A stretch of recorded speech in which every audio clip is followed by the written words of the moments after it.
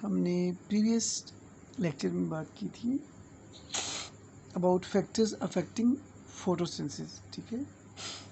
और जो remaining factors हैं रेट ऑफ फोटोसिंथेसिस में कौन कौन से फैक्टर्स जो हैं वो असरअंदाज हो सकते हैं, ठीक है।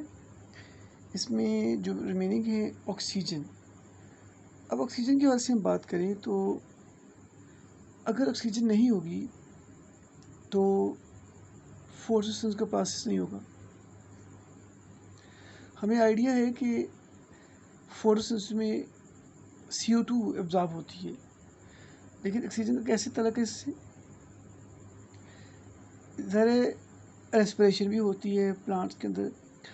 रेस्पिरेशन के रिजल्ट में जो एनर्जी मिलती है वो भी ज़रूरी है बहुत से प्रोसेस के लिए, और उस रेस्पिरेशन के रिजल्ट में जो CO2 रिलीज़ होगी वो भी फोटोसिंथेसिस को स्टार्ट करने में ज़रूरी है। इसलिए ऑक्सीजन नहीं होगी तो फोटोसिंथेसिस नहीं होगा। इसके अलावा अगर बात करें तो जो फोटोसिंथेसिस के हाल से हम बात करें, ऑक्सीजन जो है वो ज़रूरी है to maintain different process and substances की ज़रूरी है, ठीक है। अगर ऑक्सीजन बहुत हाई कंसनट्रेशन में हो जाए तो स्टार्ट में बताया था केल्विन साइकिल में, तो फिर जो है रबिस्को एंजाइम की ऑक्सीजनेज साइट है वो एक्टिवेट हो जाएगी और प्रोसेस होगा फोटो रेस्पिरेशन। और वहाँ जिक्र भी किया था कि हाई कंसनट्रेशन जब होगी तो हाई कंसनट्रेशन इनहिबिट करेगी फोटोसिंथेसिस को। इन 25% जो है रेट ऑफ फोटोसिंथेसिस वो कम हो जाएगा, उसकी जगह क्या होएगा? Photo respiration. अच्छा, सेकंड जो फैक्टर है आज के टॉपिक के हवाले से, ठीक है, वो है लीफ एनाटमी। अब लीफ एनाटमी कैसे इम्पोर्टेंट है रेट ऑफ फोटोसिंथेसिस के हवाले से? देखिए, डिपेंड करता है लीफ की थिकनेस पे, उसकी क्यूटिकल थिन है थिक है, एपिडर्मिस की सेल कैसी हैं, इन सब पे डिपेंड करता है। ये बहुत ज़रूरी है क्योंकि एनाटमी बहुत इंपॉर्टेंट है। एनाटमी की बेस पर गैसेस की डिफ्यूजन होती है। फिर डिपेंड करता है इंटरसेलुलर स्पेसिस हैं वो कैसी हैं, कम है ज़्यादा है, इस पे भी बेस करता है क्योंकि इनकी बेस पर जो है एक्सचेंज ऑफ गैसेस होती हैं। फिर types, shape and size and distribution of stomata, ये भी बहुत इंपॉर्टेंट है। सारी पॉइंट्स हैं जिसकी बेस पर रेट ऑफ फोटोसिंथेसिस जो है अफेक्ट होता है। फिर एक और इम्पॉर्टेंट पॉइंट है क्लोरेनकाइमा सेल जो है, ठीक है, जिनमें क्लोरोफिल भी होती हैं और इनकी टाइप्स और फिर वेस्कुलर टिश्यूज़ है, किस तरह के वेस्कुलर टिश्यूज़ हैं, शेप कैसी है, ये सब चीज़ें मैटर करती हैं। और ये है लीफ एनाटमी। लीफ एनाटमी भी बड़ा मैटर करती है रेट ऑफ फोटोसिंथेसिस में। अब अगला पॉइंट देखिए क्लोरोफिल कंटेंट। ये कैसे? क्लोरोफिल कंटेंट जनरली में पता है कि क्लोरोफिल जो है वो लाइट को एब्जॉर्ब करता है, लाइट को एब्जॉर्ब करेगा तो फोटोसिंथेसिस होगा। अब यहाँ पे टू व्यूज़ पे हम बात करेंगे।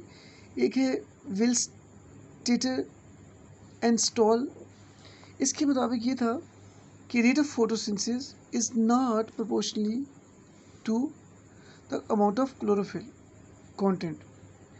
यानी उसने कहा कि क्लोरोफिल के कंटेंट पे डिपेंड नहीं करता कि क्लोरोफिल की क्वांटिटी ज़्यादा होगी तो रेट ऑफ फोटोसिंथेसिस ज़्यादा होगा, बट उसका depends upon concentration of enzymes and chlorophyll.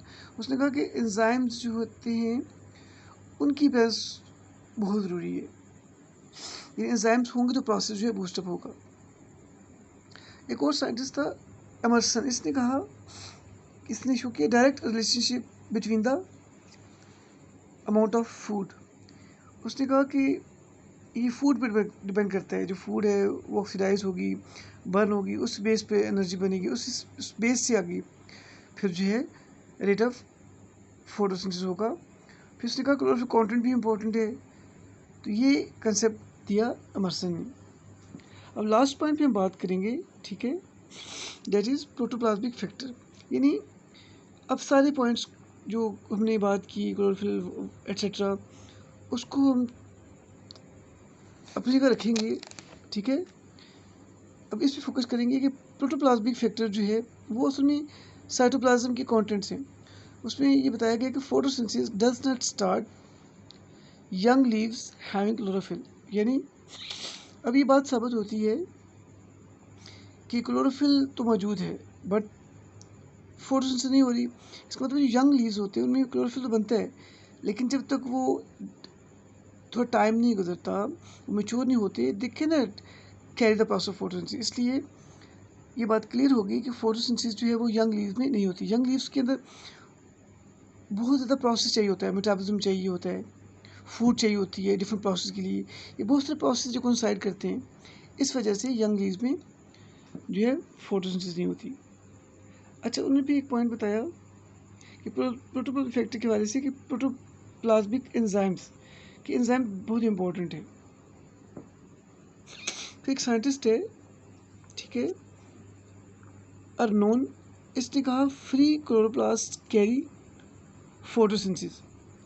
इसने ये बात की कि क्लोरोफिल जो फ्री फॉर्म में साइटोप्लाज्म में जो साइटोप्लाज्म स्टेम में मूव करते हैं उन पे मैटर करता है रेट ऑफ फोटोसिंथेसिस।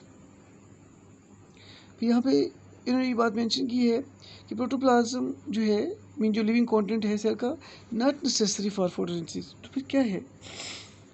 उन्होंने ये लॉजिक दी कि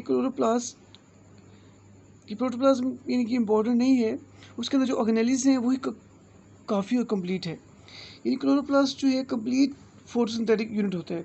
यानी अगर बाकी कंटेंट्स नहीं है ऑर्गेनिक, ये उनके पॉइंट ऑफ व्यू है, लेकिन ये ज़रूरी नहीं ऐसा हो।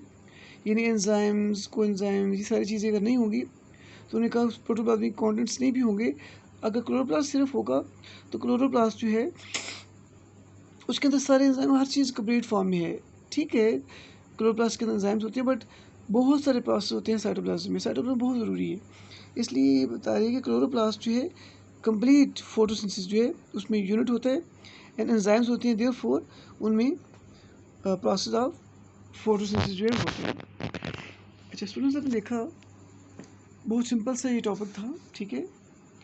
हमने बात की फैक्टर्स के हवाले से, एक्सटर्नल फैक्टर, इंटरनल फैक्टर, हमने टेम्परेचर की बात की, वाटर की बात की, लाइट की बात की, ठीक है। और आज के टॉपिक में हमने कुछ ये एनाटॉमी के हवाले से बात की, ऑक्सीजन और ये डिफरेंट साइंटिस्ट के व्यूज़ थे। ये छोटा सा टॉपिक है और इस पर अभी गौर करना है, सोचना है, ठीक है। और ये बहुत सिंपल सा है, इसको ज़रूर आप तैयार कर लीजिएगा। जो रिमेनिंग हमारा पोर्शन होगा हम उस पर बात नेक्स्ट लेक्चर में करेंगे। तो यहाँ पे एक बात समझाता चलूँ कि जो फोटोसिंथेसिस है असल में ये होता है डे टाइम पर, ठीक है। नाइट टाइम पे फोटोसिंथेसिस नहीं होता। और एक बात जनरल से बता दूँ कि डार्कनेस में होता है, रेस्पिरेशन रात के टाइम होती है, उसके रिजल्ट में as a result of respiration CO2 बनती है, ठीक है। और CO2 एक्युमुलेट होती है एटमॉस्फेयर में, फिर वही मॉर्निंग में CO2 एब्जॉर्ब होती है और मॉर्निंग में पास होता है फोटोसिंथेसिस का। चलिए, इट्स ओके, काफ़ी, God bless you, take care.